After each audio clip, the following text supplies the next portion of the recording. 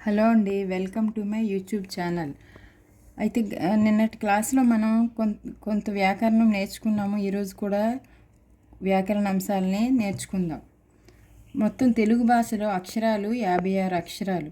అయితే ఇందులో అచ్చులు, హల్లులు, ఉభయాక్షరాలని 3 విధాలుగా విభజించారు. అందులో అచ్చులు 16, హల్లులు 37, ఉభయాక్షరాలంటే 0, అరసున్న, విసర్గం. వీటిని ఉభయాక్షరాలు అంటారు, ఈ 3 అక్షరాలని. అలాగే అచ్చులు అంటే ఆ నుంచి అంహ వరకు వాటిని అచ్చులు అంటారు. కా నుంచి మా వరకు హల్లులు అంటారు. ఈ అచ్చుల్లో ఒక మాత్ర కాలంలో ఉచ్చరించే అక్షరాలను ఆ, ఈ, ఉ, రు, అలు, ఏ, ఓ వీటిని హ్రస్వాలు అంటారు.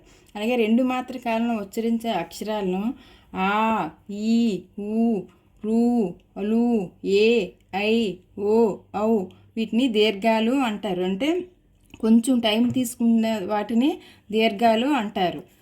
నెక్స్ట్ హల్లుల విభాగం. హల్లుల్ని కా నుంచి మా వరకు గల అక్షరాలను 5 వర్గాలుగా విభజించడం జరిగింది.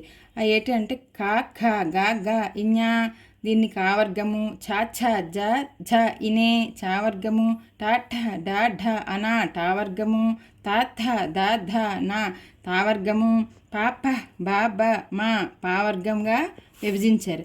అయితే ఇందులో కఠినంగా పలికే అక్షరాలు అంటే కచ్చట తప్పలని పరుషాలు అంటారు.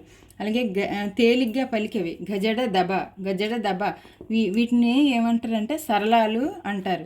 అలాగే వర్గంలో ఉండే ఒత్తు అక్షరాలు ఖ, ఘ, ఛ, ఛ, ఠ, ఢ, థ, ధ, ప, భ వీటిని వర్గ యుక్కులోని అంటారు.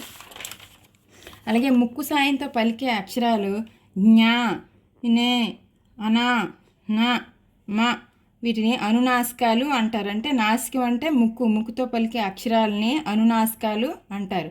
అలాగే అంగిలి సాయంతో పలికే అక్షరాలు అంటే అంగుడితో పలికేవి య, ర, బండిర, ల, అలా, వా వీటిని అంతస్తాలు అంటారు. అలాగే గాలిని బయటికి ఊదుతూ పలికే అక్షరాలను ష, ష, స, హ ఊష్మాలు అంటారు. ఊష్మాలు అంటే ఊదు పలికే అక్షరాలు అని. అలాగే పరుషాలు సరళాలు కాకుండా మిగిలిన హల్లుల్ని స్థిరాలు అంటారు. పరుషాలు సరళాలు అంటే కచ్చటి తప్పులు గజడబులు కాకుండా మిగతా హల్లుల్ని స్థిరాలు అంటారు. అలాగే కా నుంచి మా వర్గాల హల్లుల్ని స్పర్శాలు అంటారు. ఇవి ఏంటంటే టెట్లో మనకి ఏ విధంగా అడుగుతుంటే ఉభయాక్షరాలు ఎన్ని అని అడుగుతారు.